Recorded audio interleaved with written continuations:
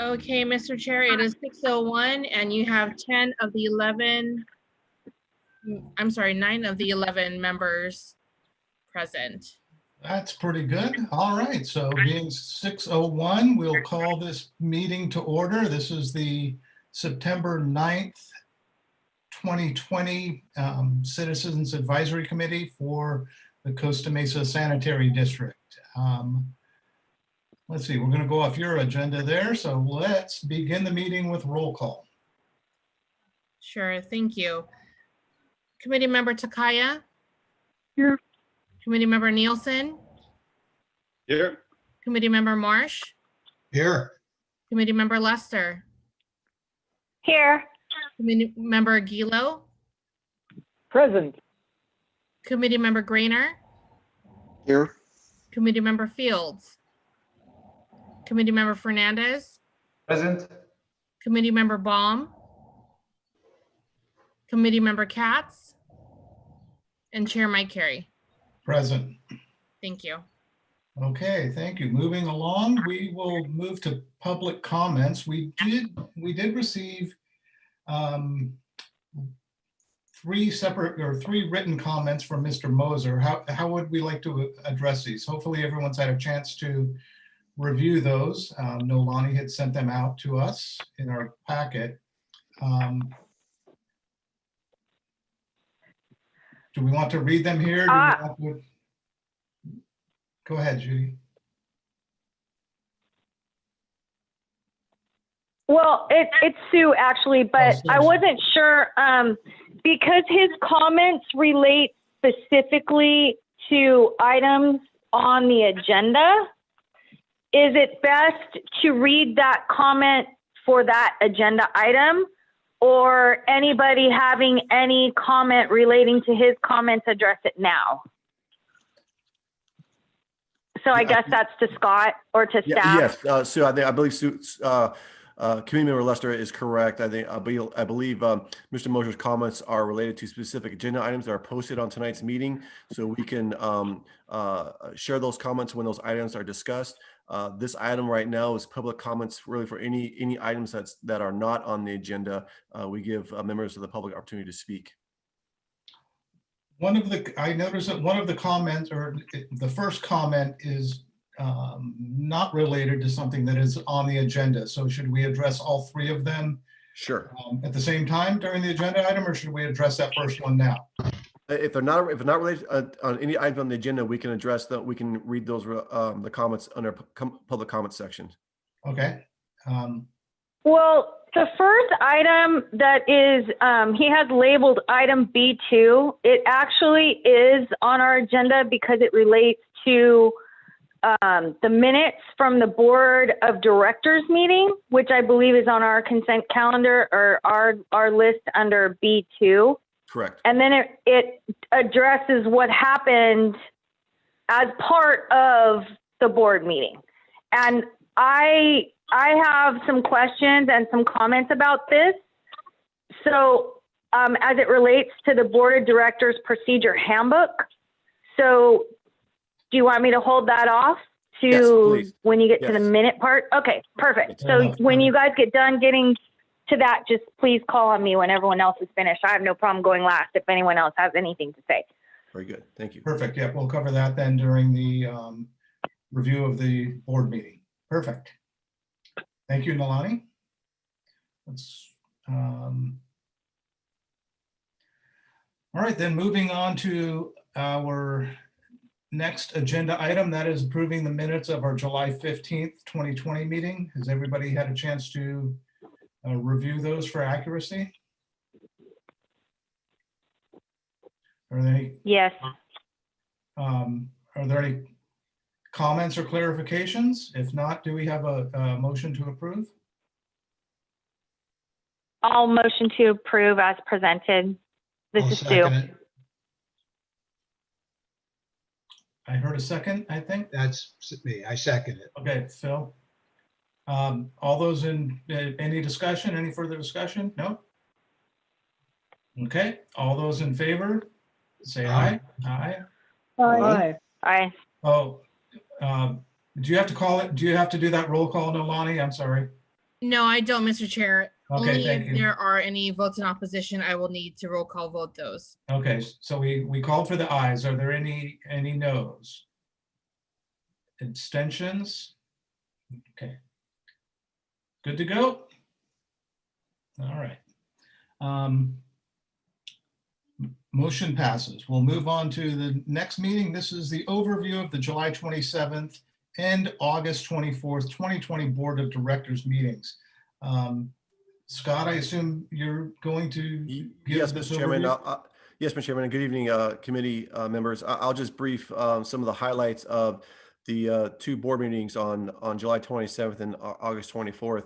So the first one was July 27th that I'll be discussing, and really the significant item that was discussed on this meeting was item number 2, the consider approving the Orange County operational agreement. And this is just really what it was a revised agreement from a agreement that was quite old, that was back in the adopted in the 80s. And basically this agreement, it guides all the jurisdictions in Orange County, all the cities and the special districts, coordinating emergency and planning response activities that are in conjunctions with the standardized emergency management system. So whenever we have a catastrophic disaster or an emergency, like for example, the fires that are going on right now in those communities, chances are those communities have their emergency operations centers fully operational, and they are operated under the SIMS program, the Standardized Emergency Management System. And why? And that system is standardized for all local agencies and how we operate, how we plan, and how we work on logistics and finance.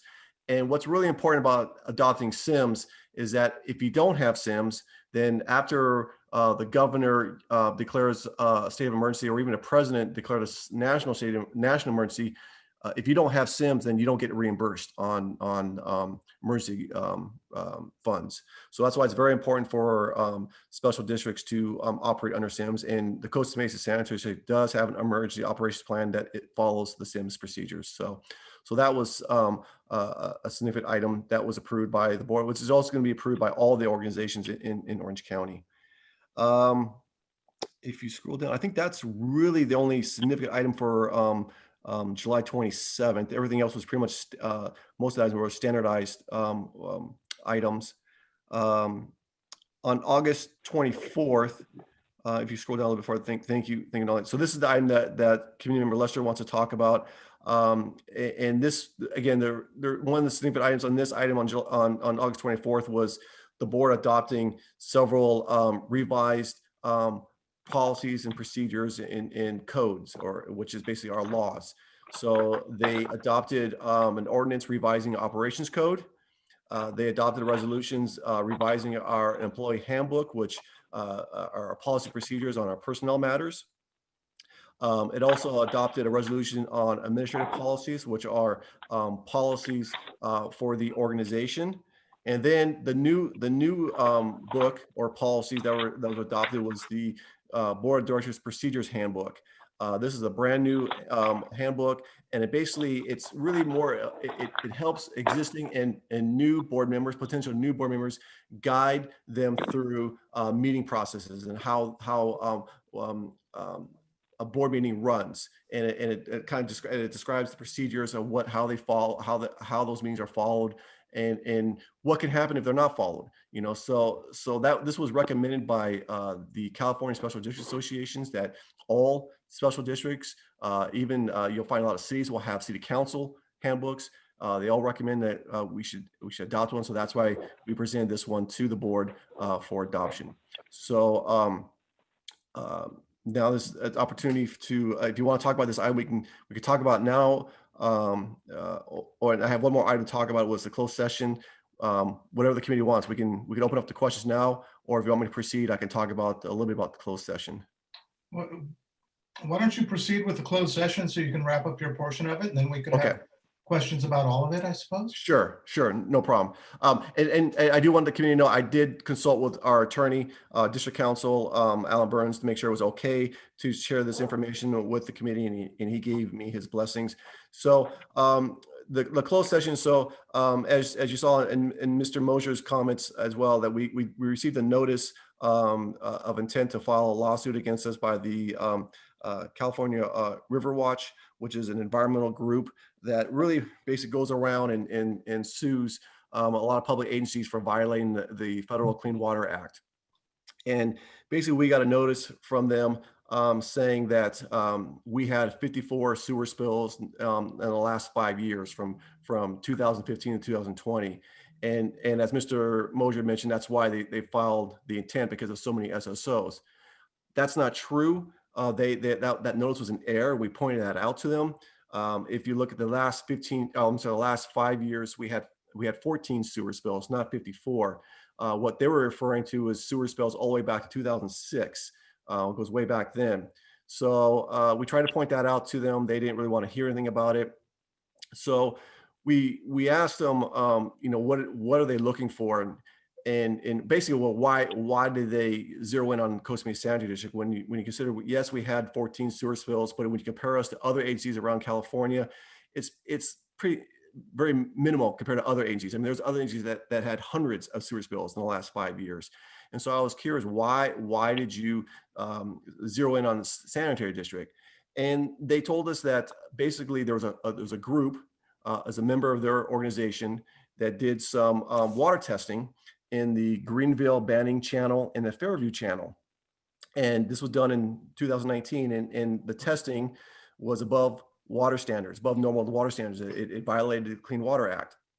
And in this testing, they found caffeine, which is concluding that it is human waste. And so they automatically assume that it's coming from the district's sewer pipes. They assume the sewer pipes are broken, and so therefore they're leaking into the channels.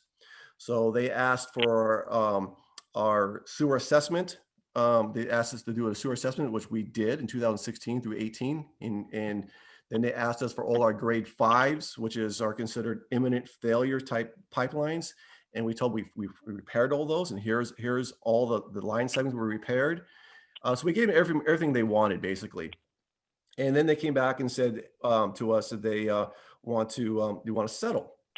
And we were saying, okay, we're open to that. So we got their settlement offer, and they wanted, so this group that did this testing in the channel was called Heal the Bay. They're an environmental group up in Santa Monica. They wanted us to pay $20,000 to heal the bay, and pay the River Watch $25,000 for their attorney's costs. And they really didn't break out how they came up with those numbers. That was just their numbers. So I can't say what was said in the closed session, but I could tell how we responded to the proposed settle. And we sent a letter to Riverwatch denying their settlement, saying that they could not prove that we caused the water standards quality to exceed standards on the channel, and because you could not prove that, if we gave them $45,000, it'd be considered a gift of public funds. So we denied it.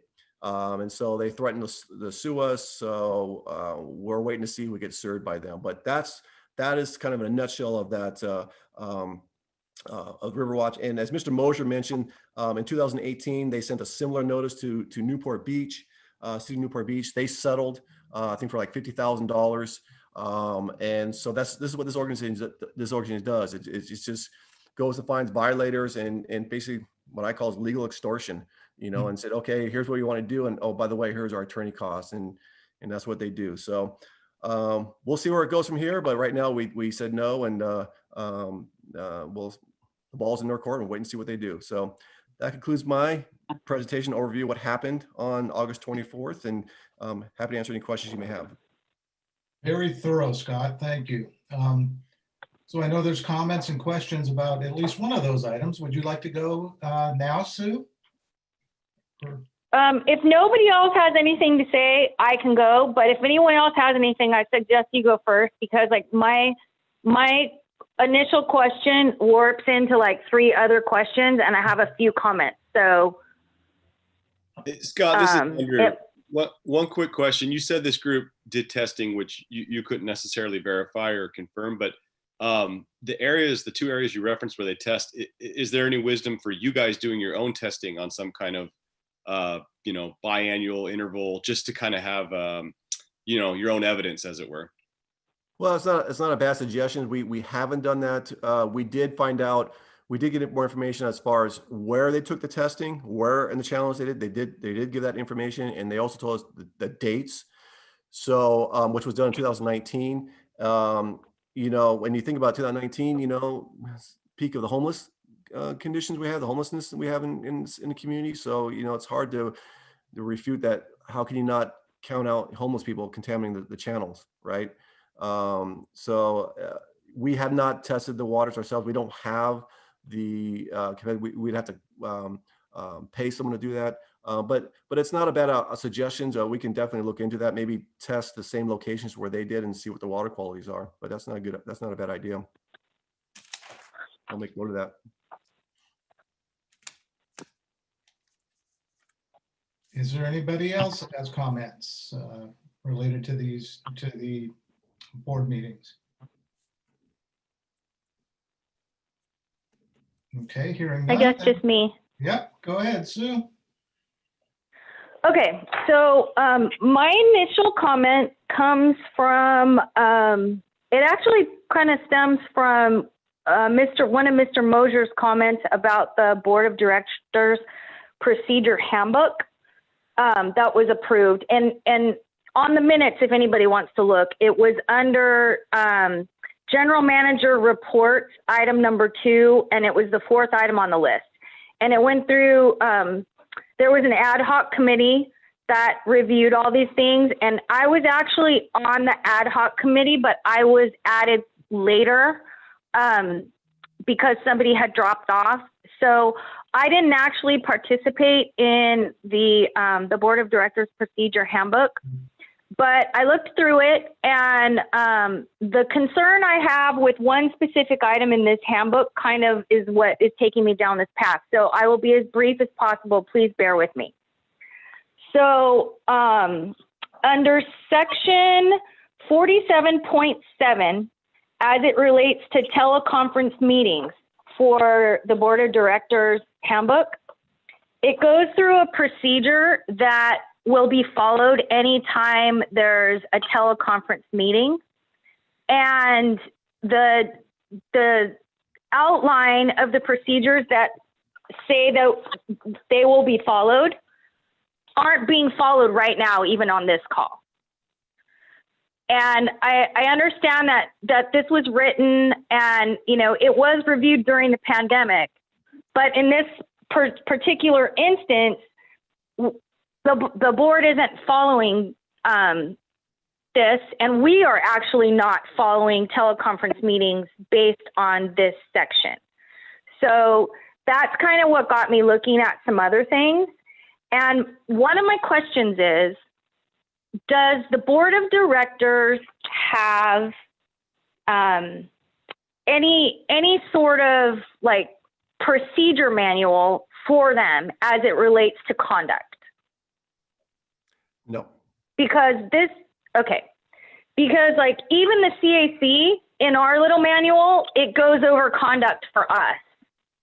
And the reason I'm bringing that up, there's a couple of reasons. The main reason is my experience with the city of Costa Mesa. And my second reason is some of the things that are taking place in the district could be construed, it could potentially put the district in an unfavorable light or put board members in a situation where people could question their integrity. And I don't want that to happen. Now, let me give you some examples. We have the board members made this procedure, but they're not following it. Okay, so my first question is, why do we have a procedure for board members that isn't being followed? Okay, and that's kind of just a rhetorical question. The second thing is there's a section that addresses ex parte communications as it relates to hearings. But it doesn't say anything about ex parte communication with board members as it relates to vendors or it relates to, say, contracted service providers. Example, a board member wants to meet with a vendor alone to get their point across. So nothing, nothing gets lost in translation to staff when staff is dealing with that vendor. It opens the door to the potential of somebody accusing that board member of possible impropriety. And I'm in no way saying that that is happening, but I am taking a glimpse as to what is happening in our country and what is happening in local politics and what is happening at the city of Costa Mesa. And looking at this handbook made me look at the things, not only the things that were there, but the things that were not there. Another case in point, the district has a policy as it relates to refunding ratepayers if they've overpaid. The policy is the district goes back 3 years, or a maximum of 3 years to do any refund for any ratepayer that's overpaid. We recently had a ratepayer that had overpaid by 10 years, and the board voted to go ahead and refund the 10 years, even though it went against the policy of the district. That is concerning to me when I see all these other lame lawsuits popping up, because anybody at any time could come and say, hey, I have 15 years or I have 10 years worth of bills I overpaid, and you refunded it for that person, so you have to refund it for me. And it sets a very dangerous precedent when we're going against our own rules and regulations or procedures for the district. So that's like a big statement and a lot of questions and a lot of things happening there. But it's a really big concern to me. So why is it that is there even a board member at the meeting right now that could kind of shed some light? I don't know who else is on the call. No, there is no board member on this meeting right now. Okay, so just another thing to kind of toss in there, Scott, for you as the general manager. The city of Costa Mesa had an employee who was meeting with vendors. He went outside the guidelines of, he was meeting with them in addition to and separately from the people in the purchasing department who were responsible for handling the contract. So whoever it is that does that at the district, I know you guys have special people that deal with vendors and different contractors and things like that. So I guess my question is, why don't we have board members presenting their information to staff and have staff dealing directly with those vendors and those contractors on behalf of the board member, as opposed to board members wanting to meet with these people? It takes the whole public view thing out of it. And I just think it puts the potential for somebody to scream impropriety.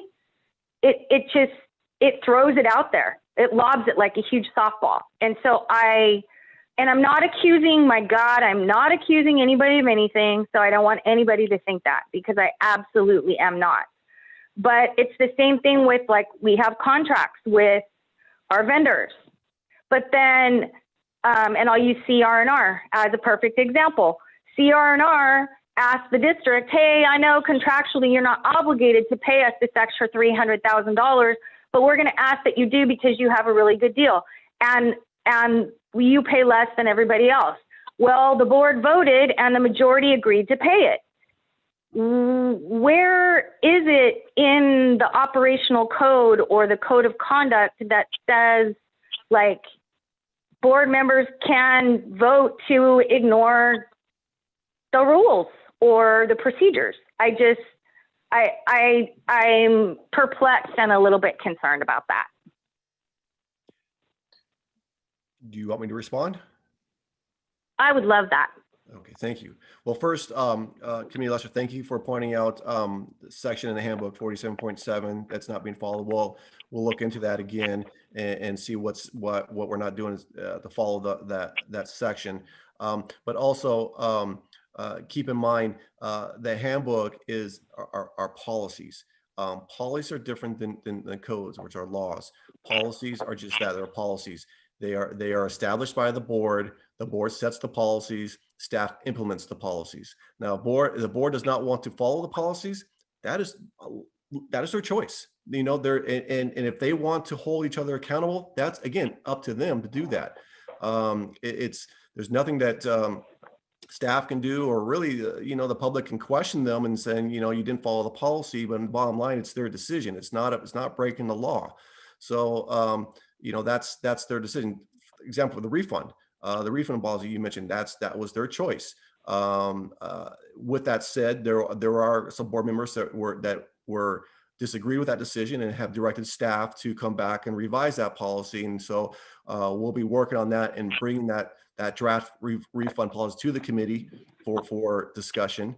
And then presented to the board. But even if that new revised policy is adopted, again, it's, you know, it's really up to the majority of the board to adhere to it or not, and it's up to them to police themselves.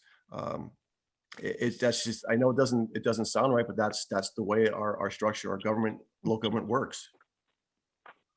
I understand that, and look how screwed up our government is, which is why I'm concerned, because I don't think there's any impropriety at the sanitary district. And if I have to say that 500 times to make sure that everybody knows I'm not implying that, then that's what I'll do.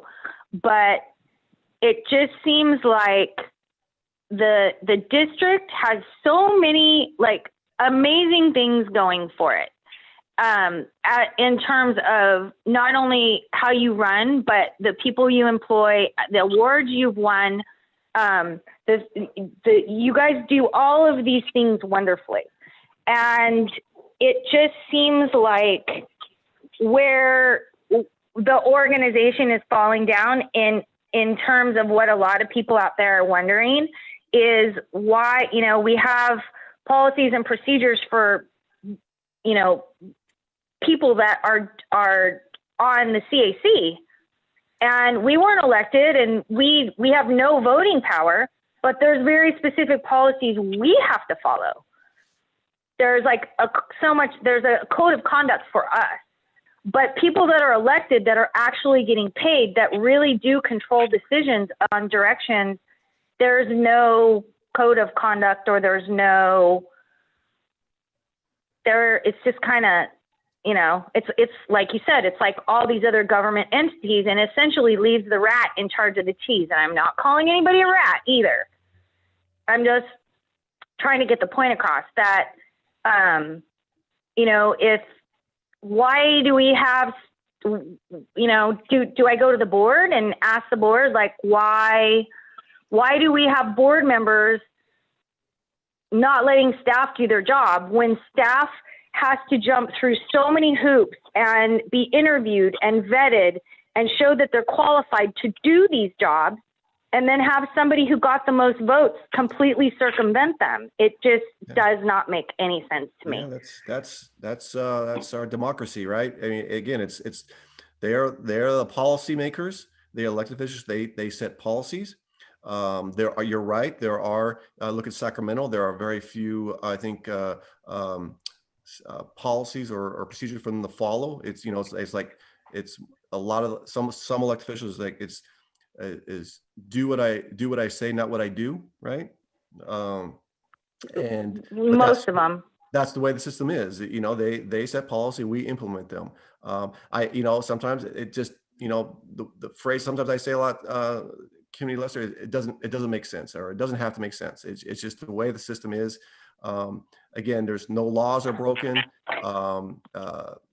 You know, if an elected official wants to circumvent a policy, it's up to that elected official's colleagues to hold that person accountable. And even that is very limited. I mean, you cannot throw the governing body can't kick another elected official off the board because they're elected, you know? So what are the repercussions for buying those policies? They're very limited. Censorship, maybe one of them, you know, but you know, the consequences are very minimal. So it's just the way it is.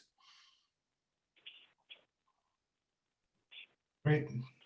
Okay, so I basically should just go to the board then, like go to a board meeting and bring it up at a board meeting? Because I know, and that's another reason kind of why I'm bringing it up. God, I wish there was a board member on here that I could ask a couple questions just like for clarification. But it just, you know, and I'll use the city as this last example, and then I'll let it go and we can move on. But the city had city council people that were bypassing the city manager. So in this case, you know, that would be the equivalent of the board member bypassing the general manager, bypassing staff to go meet with a vendor. And then all of a sudden that vendor is now contributing thousands of dollars to that person's campaign. Am I saying they did them a favor? No, but it looks like it could have been that. And I just don't want to see the sanitary district get a black eye. And I want to make sure that the sanitary district is protected and is holding everyone equally accountable to the standards that they put forward. So if you end up with a board member at some point who is less than honorable, they can't use this to further their own personal agenda because, quote, they got the most votes. And that's very frightening and concerning to me. And that's the last thing I'll say about this. So thank you guys. I appreciate you listening. Thank you. Thank you for your comments, Sue, and your responses, Scott. Is there anyone else that would like to make any comments regarding the Board of Directors meetings? Nope, hearing none, we'll move on to our next agenda item number B3, the Pharmaceutical and Sharps Collection Program. This will be an action item on our part. Correct. And I'm going to turn this over to Nabila Guzman is going to be giving this report. Good afternoon, Mr. Chairman and members of the committee. First, I wanted to say thank you to Judy Takaya, Sue Luster, and Daniel Baum for participating in our organics recycling video. Thank you for volunteering and being great actors. As soon as the video is available, we will share it with you so you guys can get a preview before anybody else. Back to my report. 10 years ago, the Costa Mesa Sanitary District began to sponsor a free sharps and pharmaceutical waste collection program for the collection of used sharps and unused pharmaceuticals. The program is free as it ensures proper disposal of discarded needles and other sharps to prevent health risks to the public as well as wastewater and solid waste workers. The collection of sharps includes syringes, pen needles, while the collection of pharmaceuticals includes any unused, non-controlled prescription and over-the-counter medication. Over the years, various locations have been used as collection sites. The CMSD has always paid for the collection and disposal costs associated with each drop box. Each participating site just serves as a collection point and there's no cost to them. Prior to fiscal year 17-18, various local pharmacies served as disposal sites, and CMSD was collecting over 2,000 pounds of sharps and over 1,200 pounds of pharmaceuticals annually. The program was deemed successful just based on the totals collected. In 2017, the California State Board of Pharmacy added additional requirements for collecting pharmaceutical waste from commercial pharmacies. These new requirements added considerably more tracking for the pharmacy, which made it difficult for the pharmacy to continue hosting the drop boxes. These requirements are only applicable to pharmacies and they are not at other locations. So we went from offering 3 locations for pharmaceutical drop boxes to only 2. One is located at CMSD headquarters and the other one is at the senior center. Since then, CMSD staff has worked on promoting the Sharps and Pharmaceutical program to let residents know of the new locations and proper disposal options. CMSD has advertised the current locations on the website, newsletter, social media platforms. We've run ads in the Costa Mesa Recreation Guide and the Newport Mesa State of the District Breakfast. Even with all the additional promotion of the program over the last few years, collection levels have significantly decreased. Included in the staff report is a historical chart for collection levels for both programs. So one is the collections of the programs for both sharps and pharmaceuticals, and then the other one's the cost by fiscal year. Based on the data presented, it leads staff to believe that the participating pharmacies were using CMSD drop boxes to dispose of their own sharps and pharmaceuticals. And that was not reflective of waste collected through, it was not reflective of material collected from residents. Proof of district residency is not required to use the drop boxes. And over the last few months, and CMSD headquarters has been closed due to COVID-19, staff has received calls regarding disposal options of this material. The majority of the callers that are using our services do not live or work in Costa Mesa or Newport Beach. Based on this information, CMSD staff is recommending that the Sharps and Pharmaceutical program be discontinued. Currently, ratepayer money is being used to fund these programs, and it is not being utilized by CMSD residents. CMSD would continue to advertise the proper disposal options of both materials, as there are some regional free services currently being offered for CMSD residents. For example, the drop boxes. There's a drop box at the Walgreens pharmacy on Superior. And for sharps, they can dispose of sharps through the district's door-to-door household hazardous waste program, as well as dispose of them for free at one of the 4 county permanent HHW facilities. The 2 closest ones to Costa Mesa are in Irvine and Huntington Beach. CMSD staff believes that the need to fund these programs is not there, and the funds should be redirected towards other programs for use for CMSD residents. This concludes my report. I'm happy to answer any questions you may have. Do we have any I have questions? a question. I have a question. Okay, go ahead, Judy.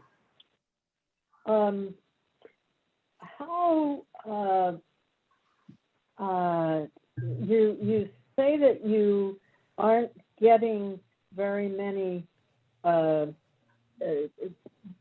people dropping things off, but how much of it shows up in the normal trash? The waste characterization studies do not account for these this material, since they are looking for recyclable and major HHW products like oil filters or paint cans. So at this moment, it is unknown how much of this is ending up in our waste stream. And if I may jump in, it's also really for protecting our workers, you know, for the sharps, even in the wastewater side. We don't want people flushing needles down the toilet, because then they can get stuck in the pumps, and then one of our workers can get pricked, you know, while they're removing the pumps. Or if it's in the trash and it's in the sorting lines and someone gets pricked, you know, sorting. So it's really also a safety issue. That's a really big concern. It's the safety issue of employees, why we want to keep the sharps out of the solid waste and the wastewater stream. So can I ask a question? So along that lines, have we seen a problem with safety with the sharps along those lines that would indicate this is a valuable process to maintain or not? Not from no, my staff has not experienced sharps in the system, or so no, we have not had that. So it could be attributed that maybe people are doing a good job and disposing them properly, which is good. But no, we have not experienced any of it. Now, if you guys get rid of this program and go to where like people can call and have them picked up, would there be, you know, like a limit to how many times they call? Or, I mean, because obviously you don't want people calling for, you know, oh, I have 2 needles, or I have, is it, you know, have you thought about how you would handle that? Like they need to have a complete full sealed sharps container to schedule a pickup, and would it be limited? So through the door-to-door household Sorry. So through the door-to-door household hazardous waste program, every resident gets 3 pickups per calendar year. There's a limit of 125 pounds per call. So they could save them up, and they need to be in a tight sealed plastic container. So they could save them up for a few months and call for a pickup. There is no limit. Some people call because they have 1 can of paint. So there is no, as long as it's in the container, Okay, but CRNR would pick it up. But it would fall under hazardous waste, and it would count to any hazardous waste pickup that currently exists. Correct. Okay. It would count towards one of their pickups. The second option that we would be promoting is the permanent county facilities. There's one in Huntington Beach, one in Irvine, one in San Juan, and I forget what the 4th one is, but Anaheim. Yes, Anaheim, thank you. So they are free to Orange County residents. It's a drive-through method. There's no limit on how many times you can go. There is still the limit of you can drop off 125 pounds each time. And you just, again, put the sharps and again, any other household hazardous waste material in your trunk in a tight sealed container. You drive by the worker, you open your trunk, the worker takes the items out, and then you're on your way. So if we do have a diabetic person, that would be a good option for them. Now, so does the program currently fund like all the Sharps boxes that you guys pass out to people, or would you not pass those out anymore either? Yes, so the Sharps program does fund the purchasing of those those red containers. So we would not, if the program ends, we would no longer be purchasing those either. We could purchase through a grant though, right, Nibila? Yeah, so Cal Recycle usually once a year at least has grant opportunities for HHW. So we could pursue a grant to fund the purchasing of these containers to pass out. And when the hazardous waste is picked up in people's homes, is there a breakdown for Sharps, or is that not detailed?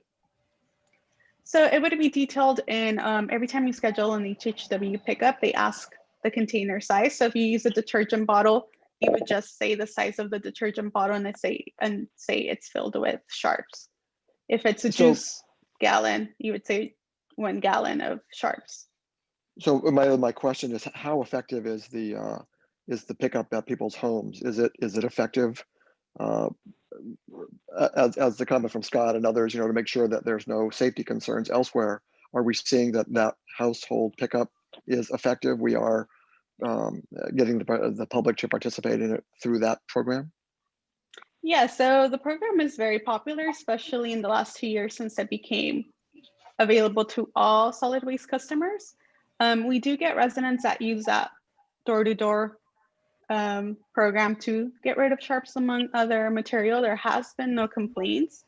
The material is not placed curbside like a large item because of the safety issue with what you might be disposing of. So typically CRNR will tell you to place it near your front door or near your garage in a box that's not very visible, but the driver knows where it will be located so he can easily walk to it and pick it up.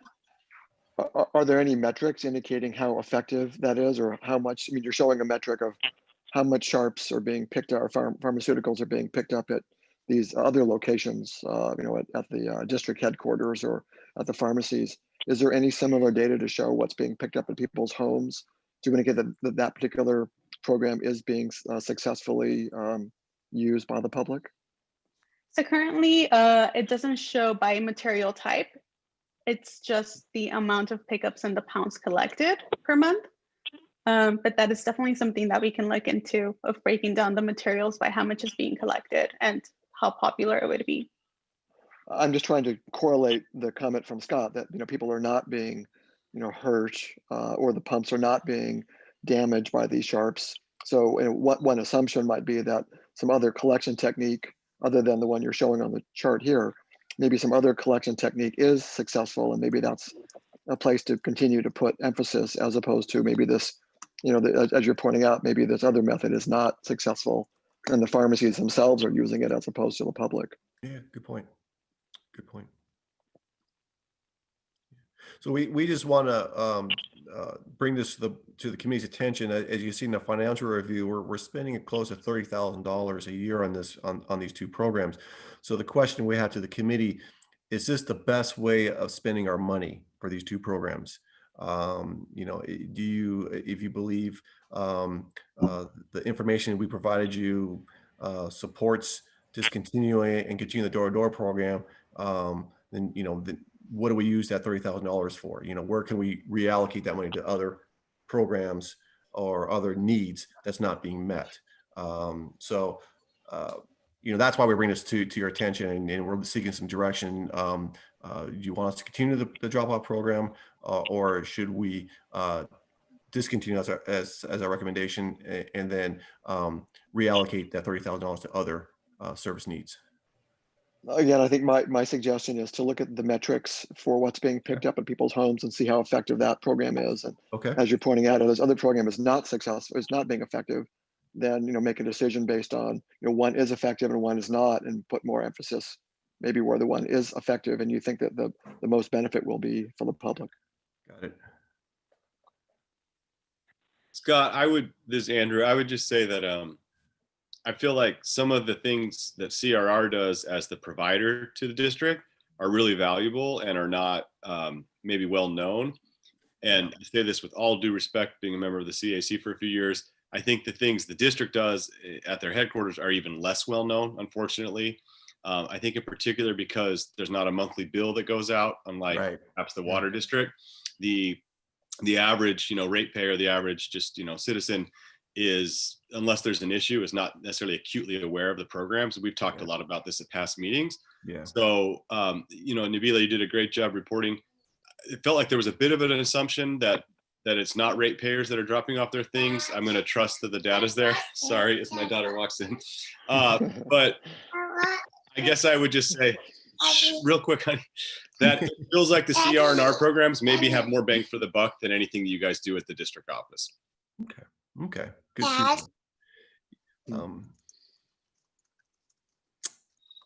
Yes, I think, and this is where the committee members can be great help to us is help spreading the word of our programs.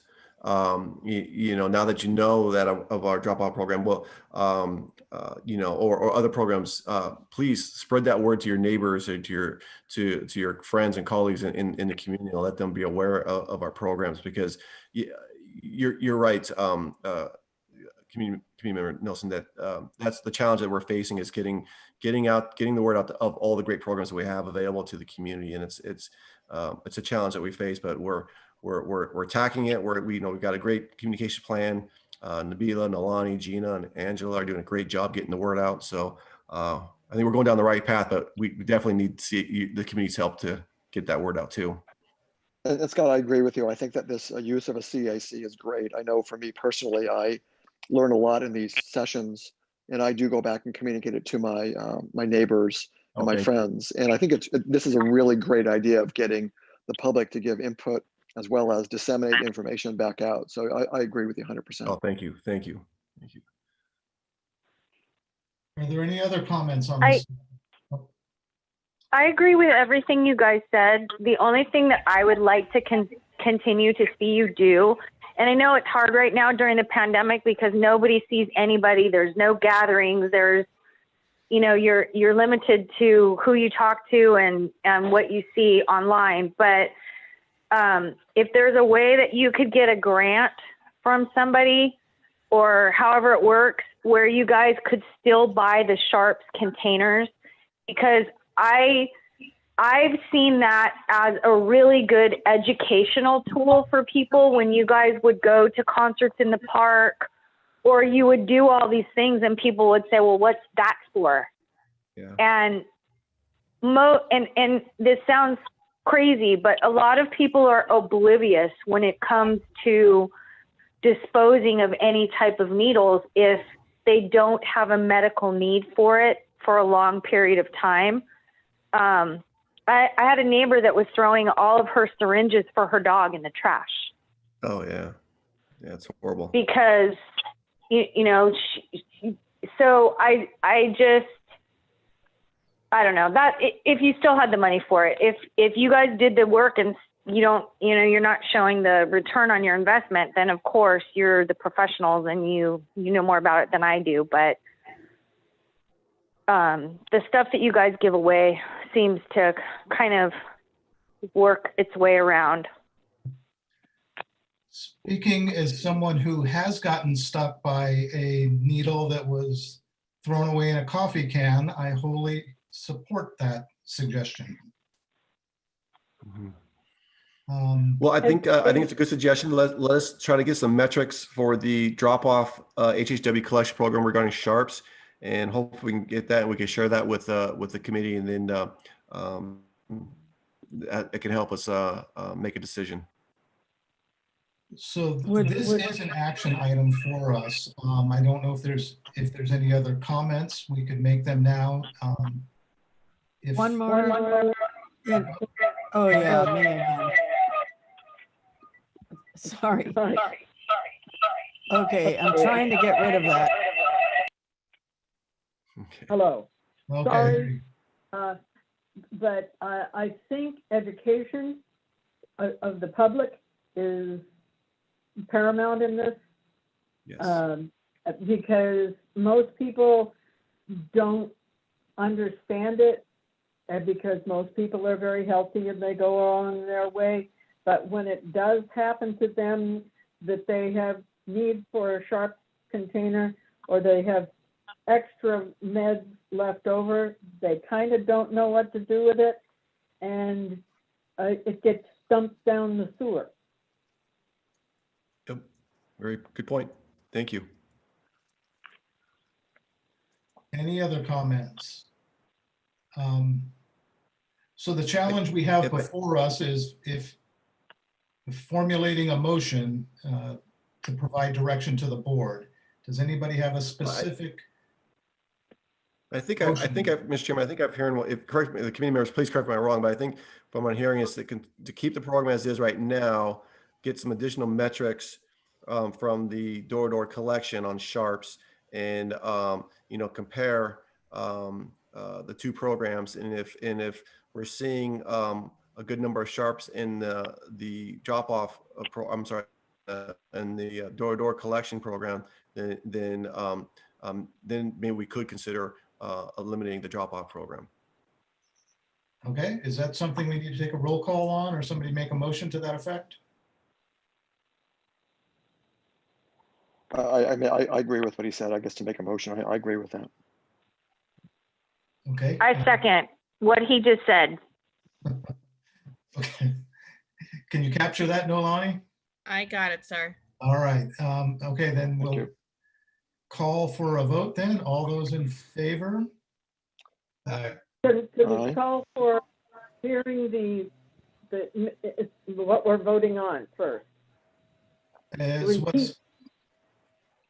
Repeat what it is we're voting on. You're giving staff direction to continue with the drop-off program at HQ. In the meantime, gather metrics for the HHW door-to-door collection program to determine if sharps are being collected in the program, and if we're getting enough, if we're getting a good participation on the program to determine discontinuing the drop-off program. Yeah, to see if it's effective with pickup at Right, to homes. see if it's effective, correct. Okay, with that information, we'll call for the vote again. All those in favor? Aye. Aye. All Aye. those opposed? And I am going to abstain from this one. Thank you. Keeping an eye on the time and our commitment to keep these meetings to 1 hour, I don't know what direction you would prefer to go to, Scott. Assuming at least two of these are. Yeah, I think we get through 4 and 5, and I can table 6 to another meeting. Okay, as you were, then let's move on to agenda item number 4. Sure. Thank you, Mr. Chairman. I'm going to turn this over to our interim district engineer, Mike Benesh, who prepared the sewer master plan, and so he is going to give you an overview of the plan. So, Mike, I'm going to turn it over to you. Thank you. I believe you've all gotten copies of the draft master plan update for the wastewater system for the Costa Mesa Sanitary District. The main purpose of the report is to identify facilities that will need to be upgraded or replaced in the future based on capacity. There's other items in the report, but that's the main focus of the report. And I believe Mr. Moser pointed out that we're in some cases doing worst case scenario for things that may never happen, but that's how we identify the portions of the system that may need improvement. And having identified them, we can keep an eye on them and monitor them. And when they reach a critical point, we can then upgrade them, and we'll been forewarned about it. If you have any questions about the report, I'd be glad to answer them.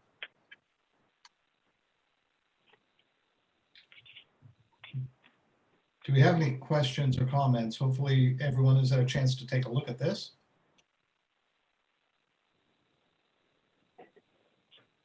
Hearing none? No? Well, thank you, Mike. You're welcome. So Mr. Chairman, if I may just say a few things. So the next step on the sewer master plan is that we have to send it to the city's planning commission to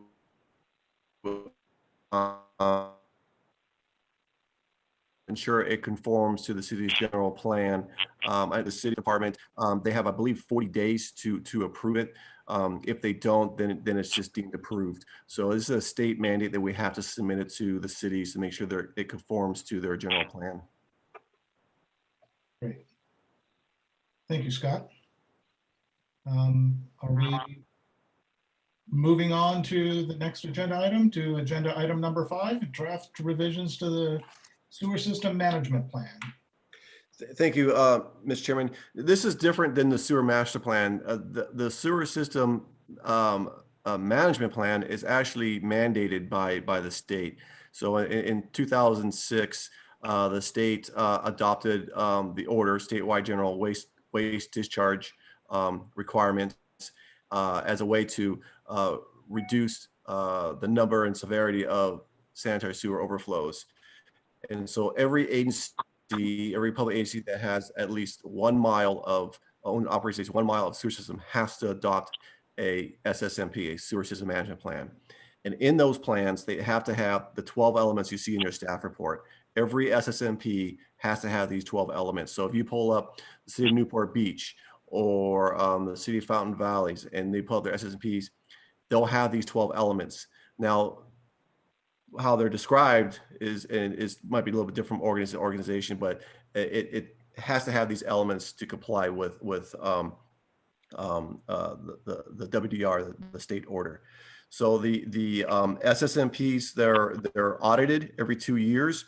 In other words, you have to evaluate the document to make sure that you're complying all the elements and that it's effective. The only downside I have with the audit is that you can do a self-audit. In other words, staff can audit its SSMP. The problem I have with that is that how can you be objective, right? You can't be very objective to yourself if you're auditing yourself. So we've always taken the position of having an outside consulting firm audit our SSMP. So Nabila has prepared an RFP.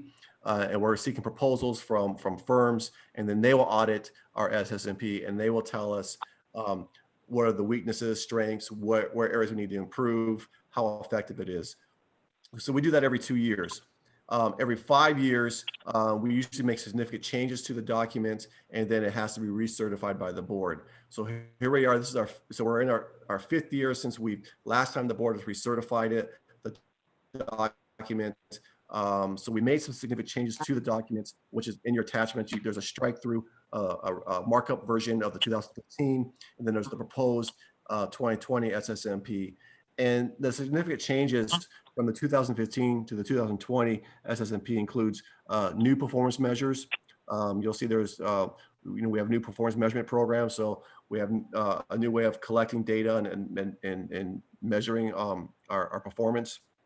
We have a new CIP projects, long-term CIP projects we identified. We put that in the SSMP.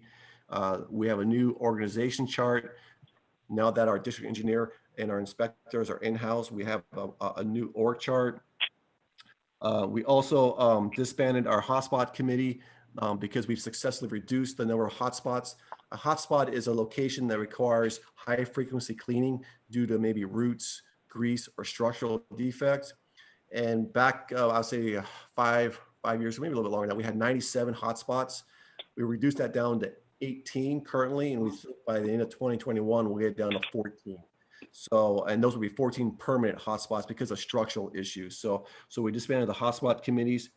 We replaced our sewer lateral assistance program with our sewer inspection rebate program. We did a sewer assessment of the entire wastewater system, and we identified 311 grade 5 sewer segments, which means imminent failures, and we repaired those at a cost of over $500,000.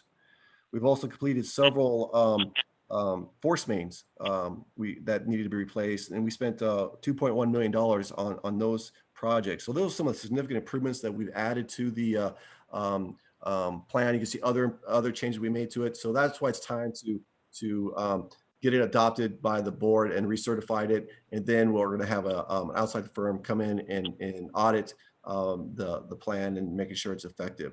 So tonight, looking for any questions, comments, suggestions, and oh, I also want to mention that we did try to present this to the board last night, or I'm sorry, yesterday.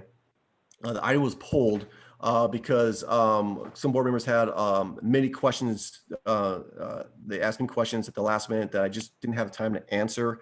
Also, Mr. Mosher had quite a few comments I didn't have time to answer. So we pulled this item, and we're going to have a special meeting on the week of September 21st on this item. So the board will review this again. But that concludes my presentations, and happy to answer any questions you may have. Thank you, Scott. Do we have any questions or comments? Yes, Monty. Yeah, I had a question. Based on the results of the prior audit, or actually, was there a prior audit, first of all? Yes, there was. 2018 was our last audit. Okay, and were there any action plans set forth? Yes, there was. And as far as the implementation of those action plans, did we implement them?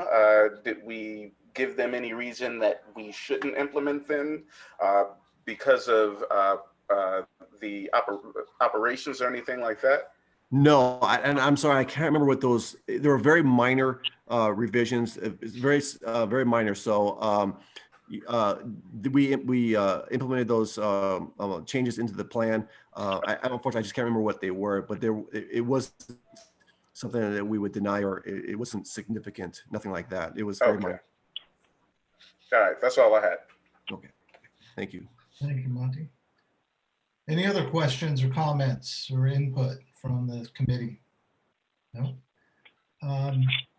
Is it your desire to table this next agenda item, Scott, or is this, what direction would you like? I think we breezed through that pretty quick. We could probably get through the last item if you want. All right. If everyone else is okay with it, let's do it. Great. Again, this is another program where we really would need the community members' help to get the word out about flushable wipes. You've probably seen these in the grocery aisles. You might even use them yourselves, where they said, disposable wipes, they dissolve when you flush them down the toilet.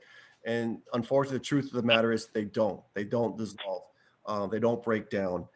As you saw in a couple of stories attached, they do wreak havoc on our sewer system. In fact, I just shared a story with my staff this morning about up in Cooey Bay, up in Oregon, I think it is, Cooey Bay in Oregon.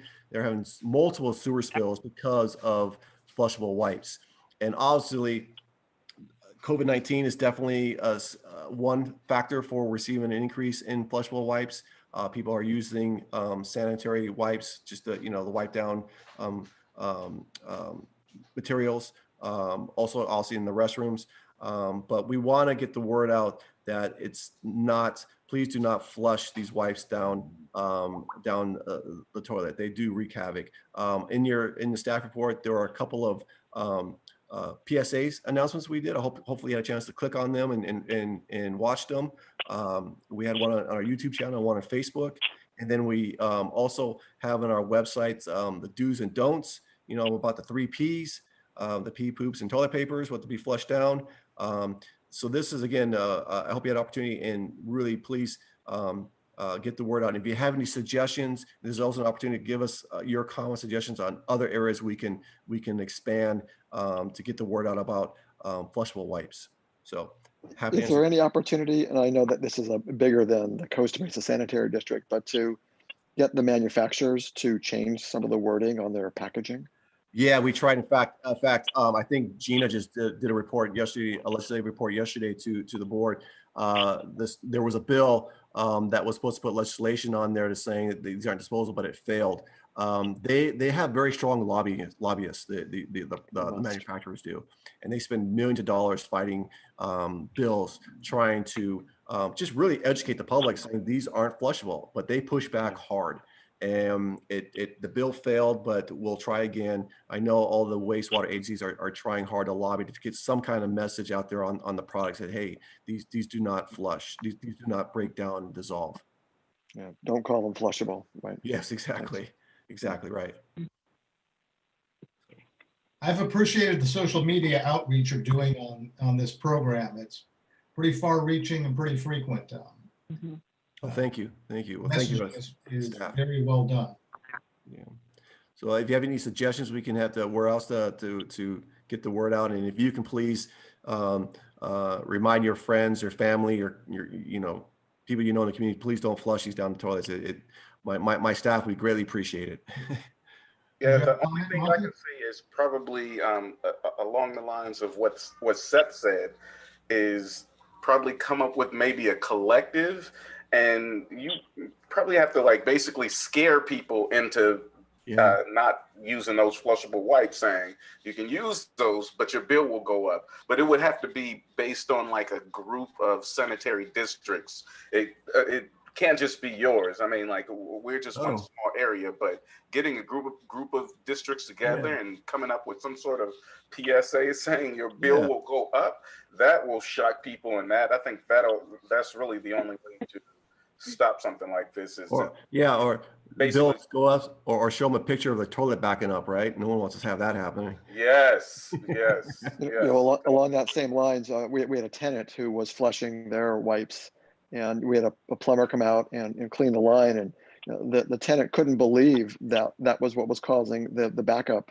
And going back, and we went back and said, this is something you did, and you need to pay for this. Yep. And along the lines, they did stop doing it because it hit him in the pocketbook. Exactly right. It's the simplest way to change people's behavior, right? Hit them in the pocketbook. It is so true. It worked. It's so true. Yes. Very good. Well, thank you, community. That's a good suggestion. I know I've seen some other agencies up in Northern California band together on mutual interest on PSAs. This is probably not a bad idea, because I know Orange County Sanitation District, they do a good job getting the word out, and I know the other special districts do too. So this would not be a bad idea. Maybe if we band together and maybe put something on TV too, that'd be nice too, something like that. But yeah, good question. Get the guy that was fined to do a PSA for you and air it on television, saying the manufacturers are lying to you. They're not flushable, and it cost me this much money. Yeah, no kidding. Good point. Any other comments or suggestions for this agenda item? No? Okay, hearing none, we'll move. Keep up the good work with the PP, the 3 Ps. Yes, that's right. Remember the 3 Ps, correct. And that makes a point with certainly with kids. Yeah, that is true. And the parents will learn from them. Good point. Let's hope. Thank you, Judy. Okay, we'll move on to committee member and staff comments. I'm going to go really quick. I'd first like to congratulate the district staff and board for being recognized for the performance management leadership that I just saw today. That sounds like quite an honor. Thank you. And I'd also like to thank staff for staying tonight. I know it's been even though it's a short week, it's already been a long week for all of you guys. You've had some challenges this week, and I appreciate you staying late tonight. No, thank you. It's our pleasure. Anybody else have comments? I would also like to congratulate the district for being recognized for excellence in community outreach and also financial reporting. You guys are doing a great job. And for all the videos, social media, all the stuff you've been doing, I think it's, you know, as long as everybody keeps sharing, I think it will definitely help. So hats off for all that stuff that you're doing. Thank you. Thank you very much. This is Dicky Fernandez from Orange County Sanitation District. At our last meeting, we discussed the solid waste and ways to improve recycling. Several people had comments. I spent some time researching what other cities are doing and who's doing it better and so on. And I did find what I found to be a very educational sheet that the city of Portland sends out to all their users. I can share it with the rest of you via email, or I can share my screen, whatever is easier. But just wanted to give that as an option. And that might help us improve in the future. Also, remember that City of LA, City of San Diego, and San Francisco are the top 3 cities in the country as far as recycling goes. So we can always reach out to them and see what works for them. But it seems one of the common trends that I see is a lot of public outreach. They're very heavy on public outreach and educational through the school system. So wanted to let you guys know. Thank you. So I think the city of Portland, is that regarding the wipes? No, it's regarding recycling and waste. So they have a pamphlet that they pass out. It's 2 pages front and back. And it's really, I think it's very well color coded, easy to follow. It's available in many different languages. And it's just easy for anyone to post, for example, on their fridge or anywhere. And so I'll send it via email, and then you guys can take a look at it. Awesome. Thank you. That's always good. Yeah, I know Portland's, I think they're one of the first cities to implement the organic recycling program. So they're pretty cutting edge. So very good. Thank you. Any other member comments? No? All right, hearing none, we will adjourn this meeting at 7:13 p.m. I'd like to thank everybody for your participation and help. I'd also like to remind everybody really quick that our commitment to attend board meetings, I would like to encourage each and every one of you to attend an upcoming board meeting. Thank you. With that done, we will close at 7:13. Thank you, everybody. Thank you. Thank you. Good night, everyone. Thanks, everybody. Good night. Thank you.